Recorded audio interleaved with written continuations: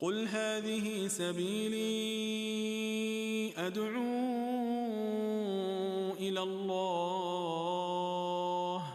على بصيرة أنا ومن اتبعني وسبحان الله وما أنا من المشركين. بسم الله الرحمن الرحيم. الحمد لله رب العالمين، وأصلي وأسلم على المبعوث رحمة للعالمين سيدنا محمد وعلى آله وصحبه أجمعين. أما بعد, dear brothers and sisters in Islam, Assalamu alaikum wa rahmatullahi wa barakatuh, and welcome to this new episode of Ask Zad. Our first caller for today is Maham from Pakistan. Assalamu alaikum wa rahmatullahi wa barakatuh. Wa alaikum assalam wa rahmatullahi wa barakatuh. There's a famous person who gives tafsir, and he seems really knowledgeable in tafsir, and he gives references of different tafsir words like tafsir of Imam Razi, al-Zamakhshari, al-Alusi, which I am not sure if they are authentic, and he also gives his own interpretations of Quran, and he seems really knowledgeable in Arabic, but the problem is that he doesn't seem to have a good knowledge of fiqh, and he does some haram things. And I read that for a person to interpret the Quran, he should be knowledgeable in fiqh. And since I've started to read tafsir of Quran, and I read the tafsir of Ibn Kathir and tafsir of Saadi, but because the person gives really good and detailed explanation of Quran, I listen to him. So is it permissible to listen to his tafsir, and if I teach it to others? Right? Okay, first of all, Ibn Sirin, may Allah have mercy on his soul, one of the great tabi'een, said that this knowledge is religion. Whether it's knowledge of fiqh, whether it's knowledge of tafsir, whether it's knowledge of aqeedah. He says, and this was also attributed to Imam Malik and so many other great scholars of Islam, this knowledge is religion. So check out who you receive your religion from. Nowadays, unfortunately, with the influx of social media and the access of information at your fingertips, whether it's on Instagram or YouTube or Facebook or even TikTok, people have found a platform for them to become famous. And people of ignorance, laymen, normal people, are amazed and fascinated by how articulate these people may seem, because they don't have the tools to scrutinize what they say. And hence, they are fooled by them and by the number of followers. So they start to listen to them. And especially if they are from the same ethnicity, if they're from the same culture or country, then this adds more wood to the fire, and they become blind followers, defenders of such people. This is Islam. This is a religion, and we're ordered to only take our religion because it's something we believe in, from the Quran and the authentic Sunnah, with the understanding of the favorite three generations, the Sahaba, the companions, and the Tabi'een, and the Tabi'it Tabi'een. Al-Zamakhshari, the compiler of Al-Kashaf, the book of tafsir, was one of the deviant scholars and imams of Al-Mu'tazila, which is a deviant sect, one of the 72 sects in Islam that the Prophet warned us from, alayhi salatu wassalam.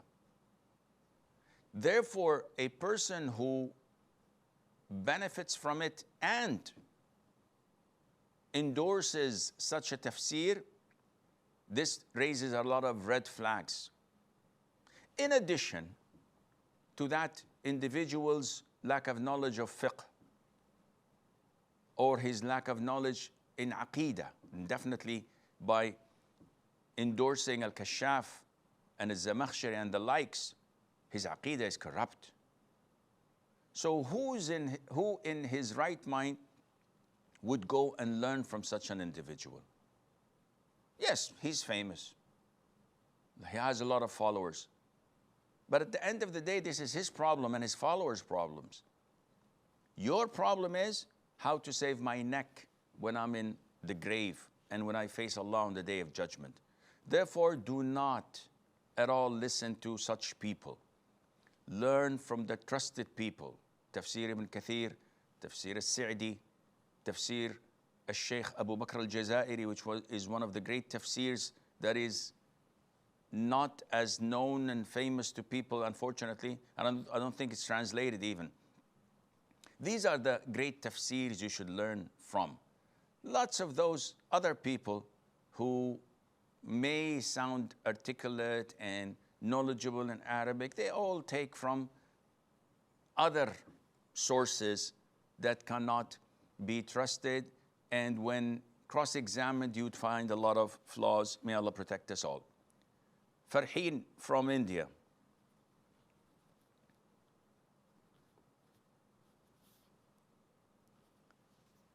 Assalamu alaikum, Sheikh. Wa alaikum salam wa rahmatullah. For 7 months, I'm first-time expecting mother, and I'm much unaware about my health and the changes that happen. But few days ago, I had a severe chest pain after I did so many vomits, and it was so severe that I was crying so much and called one of my cousin sisters who is in paramedics about what to do. She got panicked, me crying, and called my parents and asked them to visit me. And when they came and they took me to the hospital seeing my condition, since my husband wasn't available. My mother-in-law was also aware about my condition, but instead of taking me to the hospital, she was giving me all the home remedies. But my parents took, and from the hospital, my parents took to their home with my husband's permission. One day later, my mother-in-law started yelling on my husband and telling him that I called my parents without asking her, and she also tortured. I can't hear you, Farheen. Can I repeat again, Sheikh? No, I heard you until your mother-in-law shouted at her son. Yes, just one day later, I was very sick. She shouted on my husband and telling him that I called my parents without asking her, even though she know that I didn't do that. My parents came to know from my cousin that I wasn't well and I was crying. So then my parents came and then they took me to the hospital. I understood. I heard all of this. What is your question? I just wanted to ask that since then my husband isn't talking to me properly, and I tried resolving this issue with him, and he showed me later that he's all fine, but I feel he isn't still that connected to me like he was before. I feel so hurted and I don't know what to do. I need your advice on this, Sheikh. The advice is treating people with kindness and tolerance is the best remedy. Now your husband is caught between a rock and a hard place. He loves you, he cares for you, but at the same time, his evil mother is filling up his head with gossip and false information. And she's the only mother he has on this earth, regardless of how evil she is. And due to that, he does not have the ability to stand up and confront her because he doesn't want to be disobedient or disrespectful. And at the same time, the pressure she's exerting upon him is overwhelming. So instead of you adding more insult to injury, rather you should back off a little bit and let it slide. Don't nag him. Don't ask him what's wrong. Why are you sad? Why aren't you talking to me? Why did you change? Who did this to you? What have I done wrong? And you keep on repeat. No, this would only make things worse. Rather be tolerant, give him some time, give him some space, and he'll come back to you. He knows that his mother is evil. Unfortunately, like some mother-in-laws who think that their daughter-in-law is their slave and they have the right to control them, even if they would harm them physically or kill them because of their ignorance of treating such an illness. Nevertheless, brush it off. She's his only mom on earth. So give it some time. Don't nag him. Give him some space. He'll come back to you, inshallah. Taiba from the US. Assalamu alaikum rahmatullahi wa barakatuhu. Jazakallah for taking my call. Wa alaikum assalam I wa have barakatuh. one question that recently my son passed away, and some people think that jinn possessed with him. That's the reason he made a suicide. So my question to you is that, is this possibility that jadoo or kill jinn possessed, they suicide by themselves? First of all, what the people say is totally out of order. Such people are not known to be knowledgeable. They're not known to be scholars of Islam. They're not known to be physicians or doctors or scientists. Most likely, they don't even know how to do things on their own. So all what they're doing is filling your heart with despair, making you more depressed and sad, as if it's not enough that your own beloved son committed suicide. This by itself is a crisis, is a calamity, is something that breaks anyone's heart, let alone a mother. Secondly, what is done is done. And what's in the past remains in the past. Nothing on earth we could do that it would reverse it. The only thing that we have control of is to depend, rely, and have total confidence in Allah's mercy and forgiveness. This is the only thing that you can hang on and cling to. So keep on asking Allah for forgiveness. Keep on asking Allah Azza wa Jal to have mercy on your son. And trust that Allah Azza wa Jal is the most forgiving, most merciful. Whatever caused your son to commit suicide, whether it was jinn possession, black magic, mental illness, or mere weakness, it is to Allah, the most merciful, to deal with it. So leave it with someone you trust that is more merciful to your son than you to your own blood, flesh and blood. And may Allah grant him rahmah and forgiveness. Talha from the UK.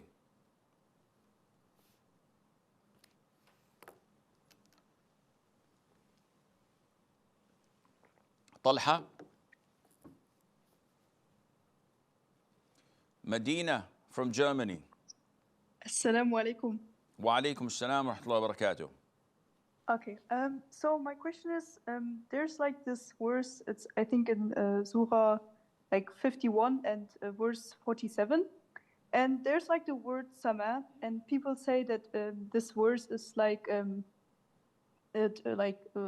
wonder in Islam, because it's like talking about the expansion of the universe.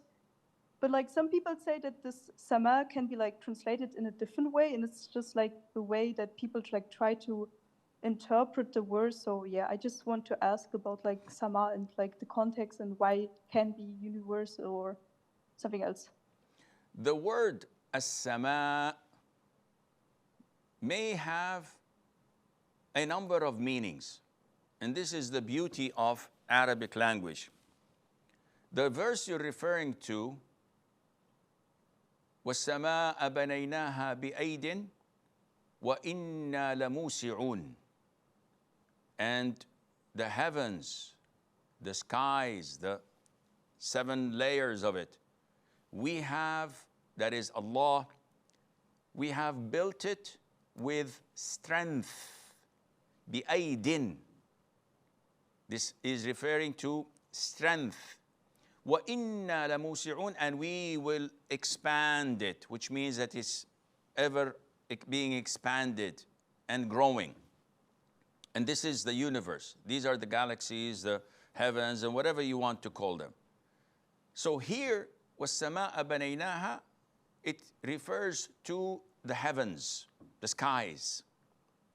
Now, in other verses, for example, وَفِي السَّمَاءِ رِزْقُكُمْ, in the same verse, in the same surah, previous ayahs, in the beginning, Allah said, وَفِي السَّمَاءِ رِزْقُكُمْ وَمَا تُوعَدُونَ. Here, السَّمَاء refers to al-ulu, as in the verse, أَأَمِنْتُم مَّن فِي السَّمَاءِ أَن يَخْسِفَ بِكُمُ الْأَرْضِ. Are you in safety that the one over the heavens, فِي السَّمَاء, not inside of it, because nothing can incubate Allah Azza wa Jal, the Almighty. Rather, as-sama here means in the height. So, are you in safety that the one over and upon the heights would not concave the ground and destroy it so that you would fall into an earth pit? So this or these are two meanings of as-sama. Either heavens and earth, as-sama wal ard, this is what everybody knows, or as-sama, which means the height, al-ulu, which refers to Allah Azza wa Jal being on top of everything, and nothing is over Allah subhanahu wa ta'ala, and Allah does not need anything to be on top of, but He is the all exalted and the all high. And I hope this answers your question. Jamila from US. Assalamu alaikum, sir. Assalamu alaikum wa barakatuh. Hi, so I work as an overnight nurse, and I wanted to know, it's a 12-hour shift, and I wanted to know if I do the 3 fools, would that protect me from, protect me during my shift? Jazakallah khairan. Wa jazakum. First of all, to seek Allah's protection, Allah has given us what is known as the adhkar, phrases from the Quran, from the hadith, that we repeat during the day and the night so that we would remember Allah Azza wa Jal. These act like antiviruses on our computers. They protect us. They form a high wall and a fence where shaitan cannot climb or penetrate. And we say these in the morning, in the evening, after fard prayers 5 times a day, and before going to bed, and also before leaving the house. The 3 qul, which is chapter 112, 13, and 114, they are recited in the morning and the evening 3 times each. So after Fajr prayer and after Asr or Maghrib prayer, depending, we recite them 3 times each. We also recite them before we go to bed by cupping our hands, blowing in them, then reciting the set. Ikhlas, Falaq, Nas, then wiping over our whole bodies, cupping it again, blowing again, and reciting the set once again, and do it 3 times. We also recite it after each fard prayer, in addition to Ayat al-Kursi. These are the 3 times we recite the 3 quls. And with the grace of Allah, in addition to other adhkar which are found on the Fortress of the Muslim, the booklet, Hisn al-Muslim, the Fortress of the Muslim, which you will find an explanation of on my playlist, inshallah, on YouTube and also on my website, where Allah graced me to explain the whole book and when to say these adhkar and the benefits of them, inshallah, you will be protected with the grace of Allah. Amina from the Emirates. Assalamu alaikum. Alaykum assalam wa rahmatullah. Can I wipe on a socks that has a hole of like a penny size? And how high does it have to be above the pointed ankle part? Jazakumullah khair. Wa jazakum. In order to wipe over the socks when making ablution or wudu, the conditions are, number one, that you put these socks on while you are in the state of minor ritual impurity, which means that you've made wudu and you still did not break your wudu. Regardless whether you put them on immediately or after 5 hours, as long as you are in the state of wudu that allows you to pray, you can put them on. Condition number two, that you keep on wiping on them for 24 hours for a resident or 72 hours for a traveler. Condition number three, that the socks cover the area that is usually washed. So it must cover your whole foot, including the ankles. So if a little part of the ankle is showing, the wiping is not valid. Now, if I have a small hole in my sock, would that jeopardize the validity of my wiping? It's an issue of dispute. The most authentic opinion is that it would not jeopardize your wiping because what you're wearing on your foot is still considered to be a sock. And the companions, may Allah be pleased with them, did not have the luxury of having intact socks or khuf all the time because they used to travel on foot for miles and hundreds of miles, which means that definitely it had some worn out socks that had a hole here or there. And this is the opinion of Sheikh Al-Islam bin Taymiyyah and other great scholars, that such a hole does not invalidate your wiping, and Allah knows best. Sumayya from the UK. Assalamu alaikum. Wa alaikum salam to Allah. My question is, so 24 hours before I made ghusl, which was mandatory, I oiled my hair, and usually I did a lot of oil in my hair because my hair is dry usually, and I braided them. So 24 hours after that, I had to make ghusl. I didn't unbraid my hair, and I didn't do any shampoo. I just did the ghusl, and I came out.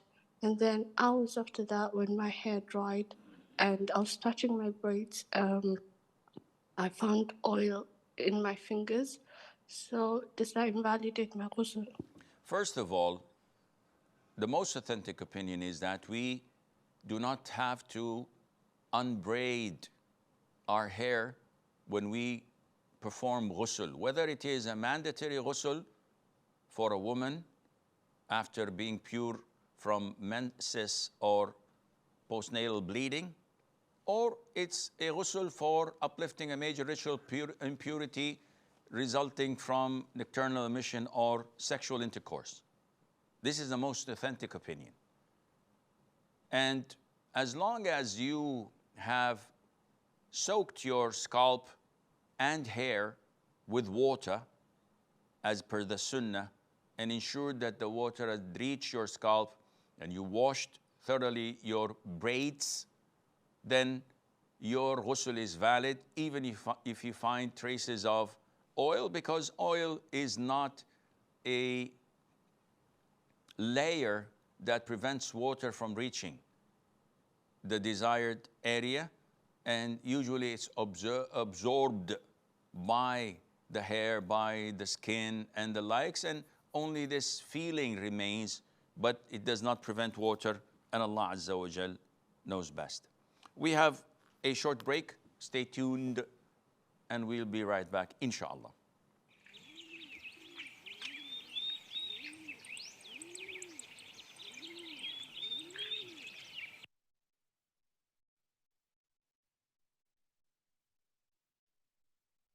Assalamu alaikum wa rahmatullahi wa barakatuh.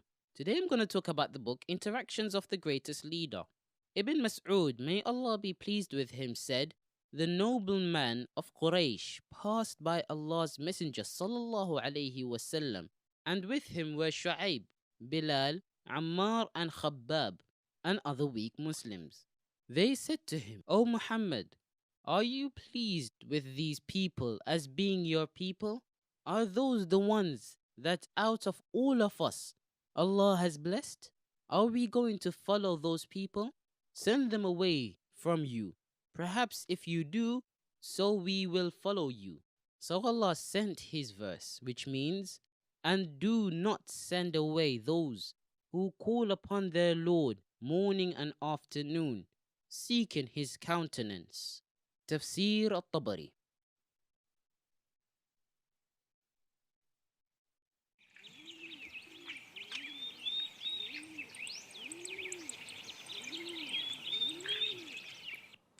Assalamu alaikum wa rahmatullah and welcome back.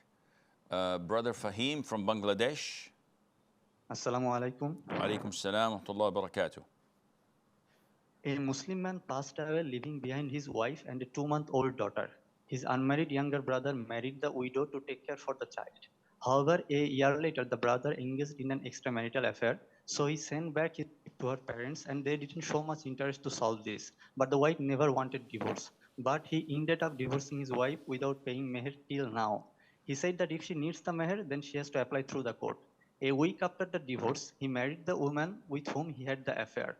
So the question is, Sheikh, since except his elder sister, all of his siblings accepted that, as a form of protest, his elder sister refused to acknowledge the marriage and cut off kinship with her new sister-in-law forever. Are the elder sister's actions justified and whether the marriage is valid? Jazakallah. Wajazakum. This is none of anyone's business. This is none of anyone's business. The man divorced his wife, who happened to be his widow, the widow of his brother. And then he divorced her. What reasons? It's not to us to judge. We don't know what happens behind closed doors. He divorced her. He didn't pay her the mahar. He is sinful, committing a major sin, and Allah Azza wa Jal would punish him in his grave and on the day of judgment. All what he has to do is wait. And then he will find what he had committed in his grave. And of course, he will find that much earlier when Allah takes away the blessing from his business, maybe grant him some illnesses that are incurable because of his dhulm. Do you think that Allah created you on earth to transgress and wrong people without being held accountable? Freebies? No. Wait, it will come.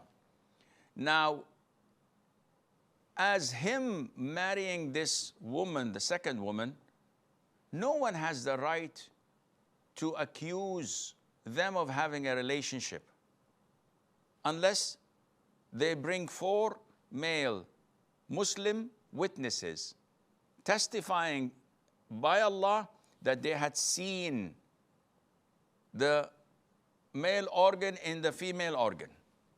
A'udhu billah. No, how would anybody do this, Sheikh?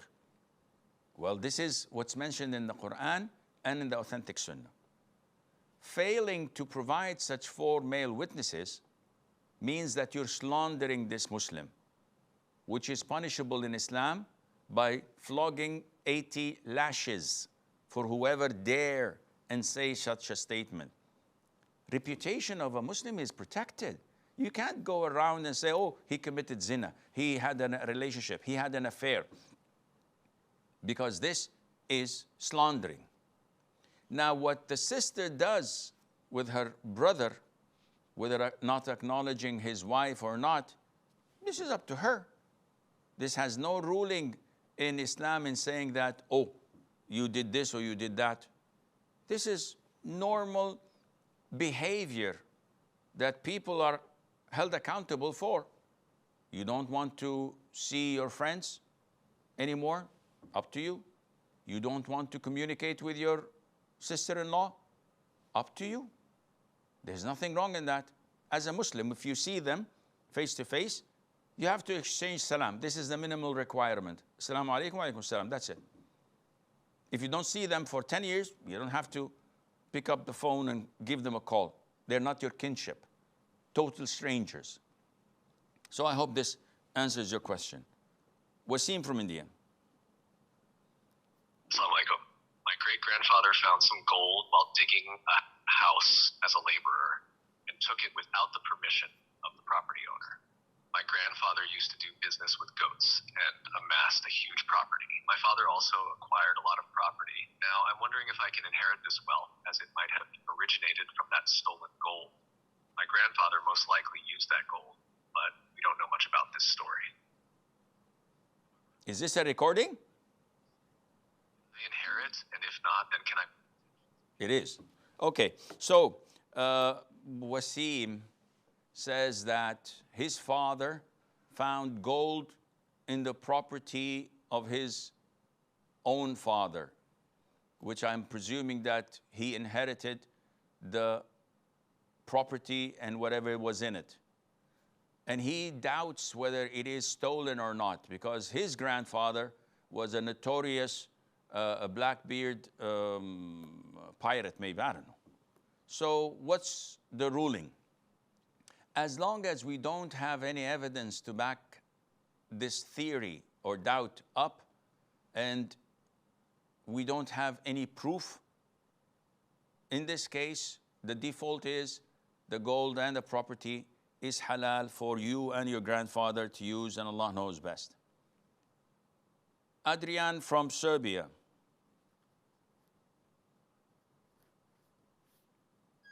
Assalamu alaikum wa rahmatullahi wa barakatuh. Wa alaikum assalam wa rahmatullahi wa barakatuh. So will nail cracking and nose picking break the fast, and is it haram? Jazakallah khair. If you don't consume any of your nails or whatever you pick from your nose, if you don't eat it, it has nothing to do with your fasting. And instead of giving you a fish every day, rather, it's best for you to learn how to fish. The things that nullify your fasting are a handful. The things that nullify your wudu are a handful. If you know them, anything else does not fall into breaking your fast, or your wudu, or your Islam, or your ibadah. So, in order to learn, you have to go back to the basics and go to the chapter that deals with fasting. I have so many clips on the things that nullify your fasting. Count them.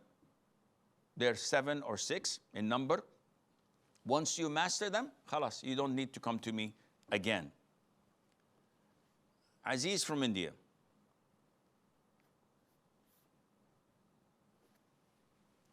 Aziz.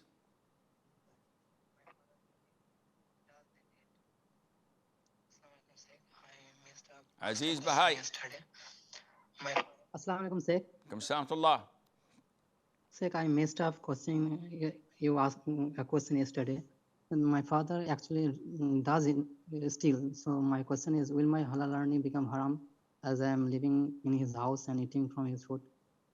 Okay, I answered you. I said, as long as you're earning halal, regardless of what your father is earning or paying for the house and the food, this is his sin. For you, it's halal. There's no problem in that, inshallah. Abu Rayyan from Senegal.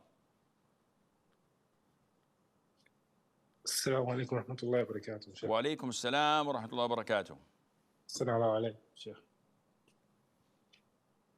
Sheikh, my question is, I read from Imam Al-Albani, may Allah have mercy on him, that Ameen. One of the places that is not permissible to pray is the elevated place on which the Imam stands, making him higher than the place of the followers in prayer.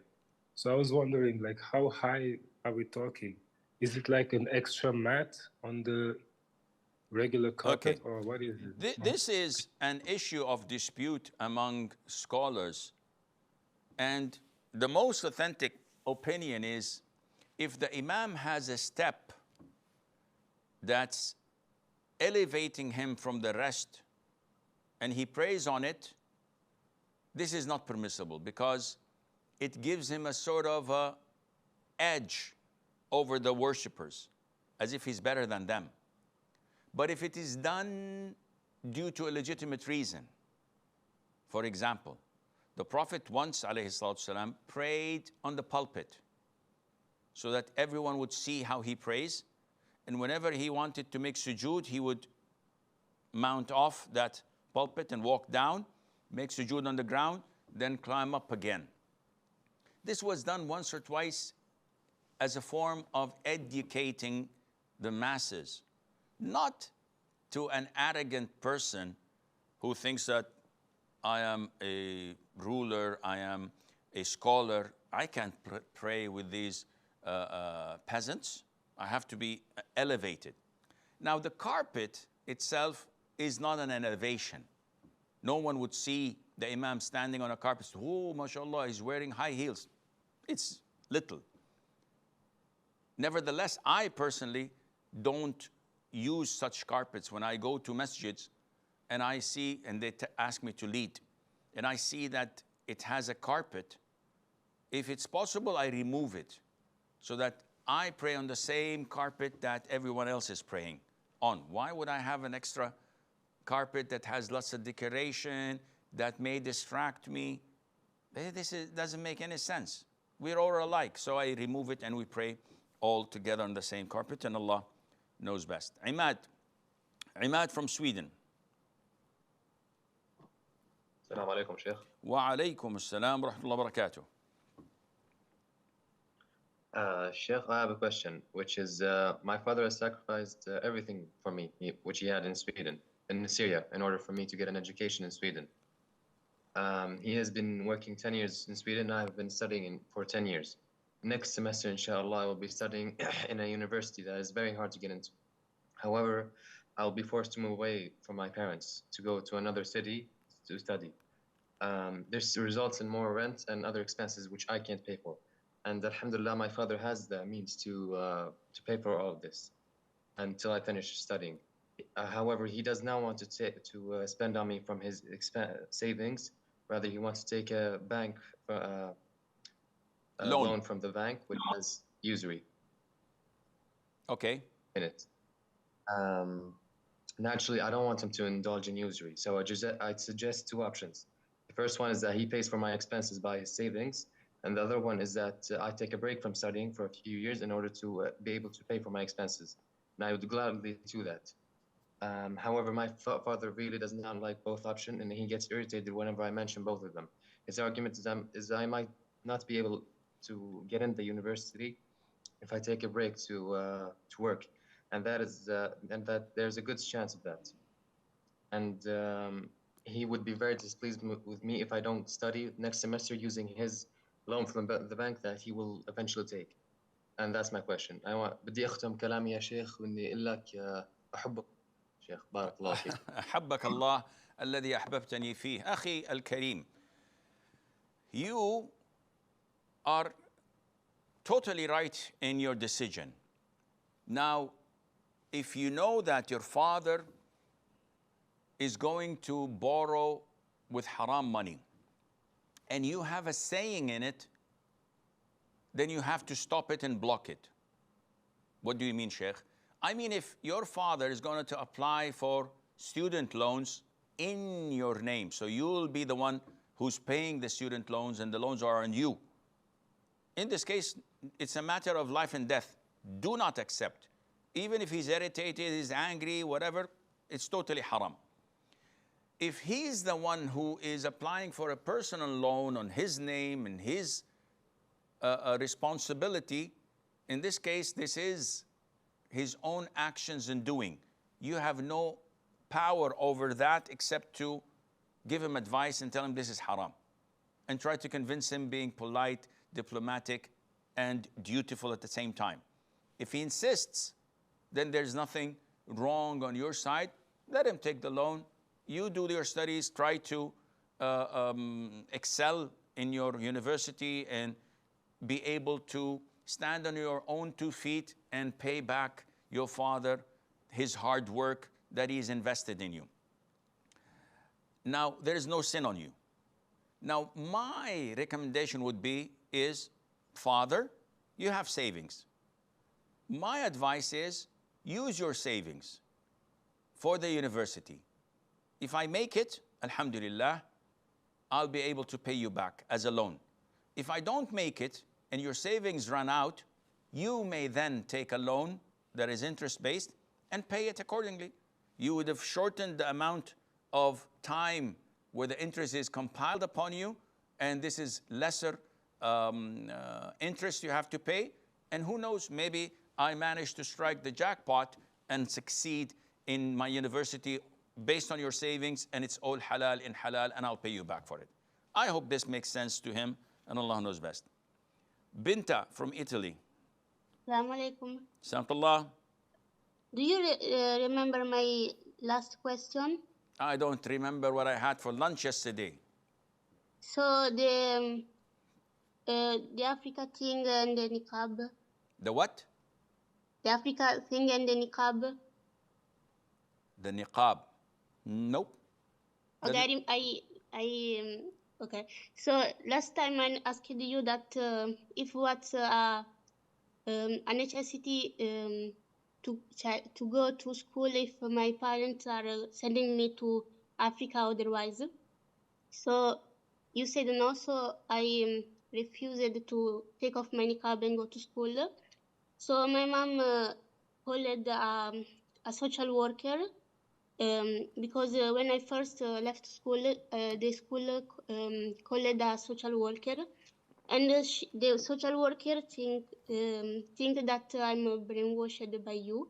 So by me? If I was so if I wasn't going to restart school, they would put me in where they put people with mental problems. So I restarted school, and my question is it a necessity to use a passport that has a photo of me without hijab to go to a country that where I will be free to practice?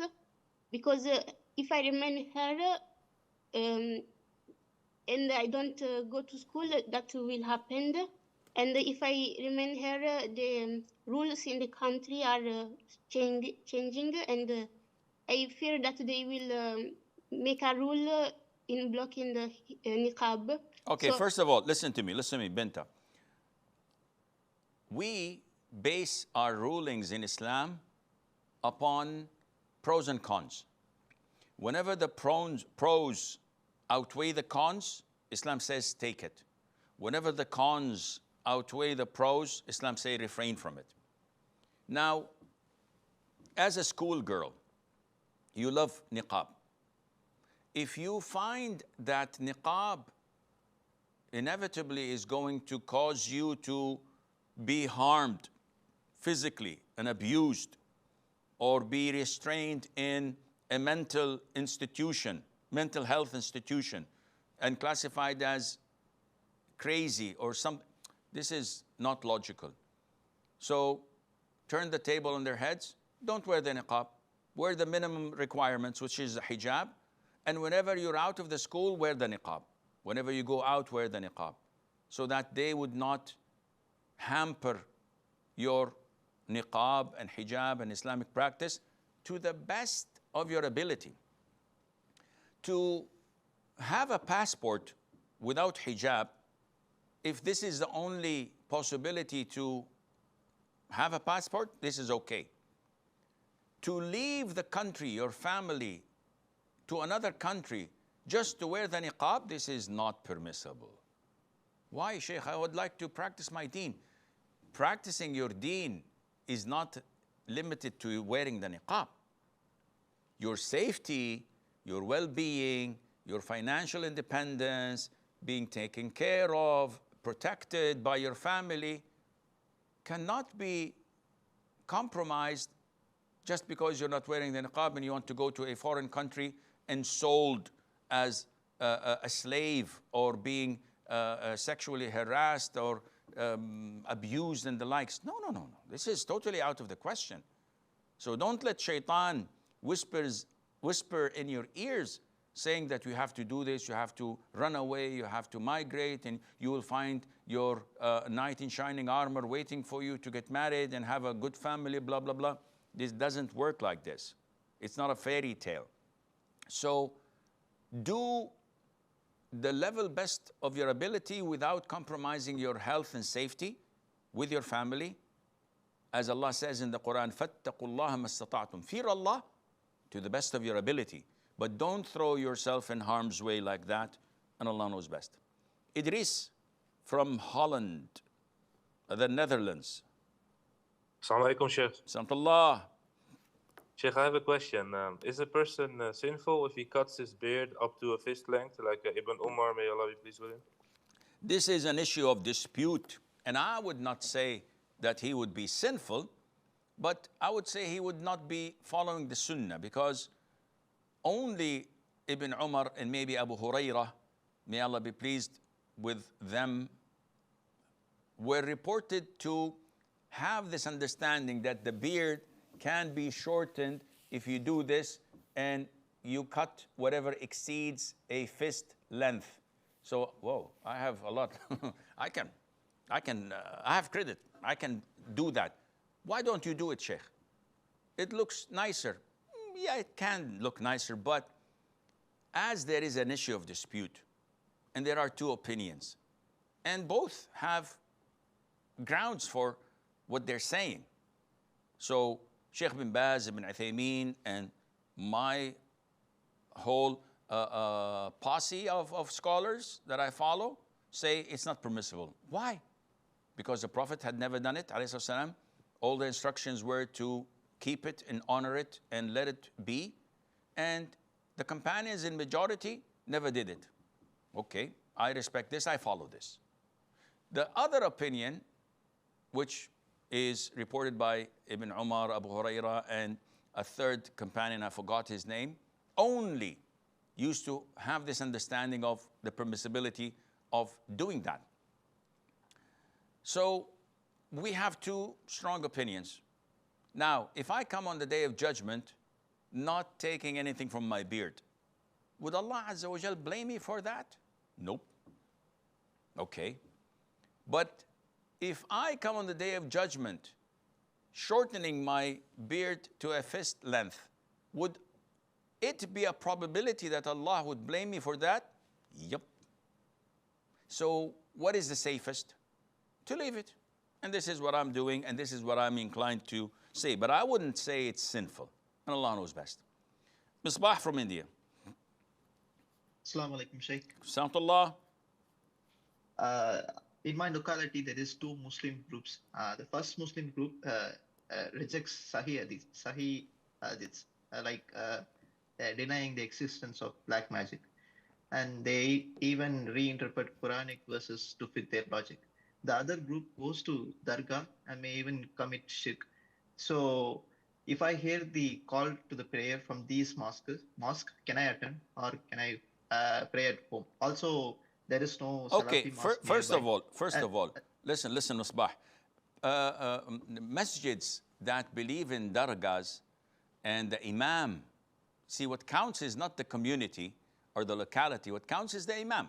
If the imam believes in dargahs and going to piers and to graves and worshipping the graves and the likes and doing shirk, you cannot attend the prayer there behind such an imam, and your prayer is invalid. As for those who reject black magic, which is in the Quran, mentioned in the Sahih Hadith, such people have gone out of the fold of Islam. Because magic is mentioned in Surah Al-Baqarah, chapter 2, in verse 102. And Allah said that they learn from Harut and Marut what they divide and separate between a man and his wife. And they say, we teach kufr, so don't come and learn from us. This is sihr. And they come and have the audacity to reject it. This is totally unacceptable. So my advice is don't pray behind such people. And if you don't have any Muslim masjid that you can pray, go to the masjid, the latter one, after the prayer is over, and look for 1 or 2 people to pray with you, jama'ah, and your jama'ah is valid, inshallah. This is all the time we have until we meet next time on Saturday. I'll leave you fi amanillah. Wassalamu alaikum wa rahmatullahi wa barakatuh.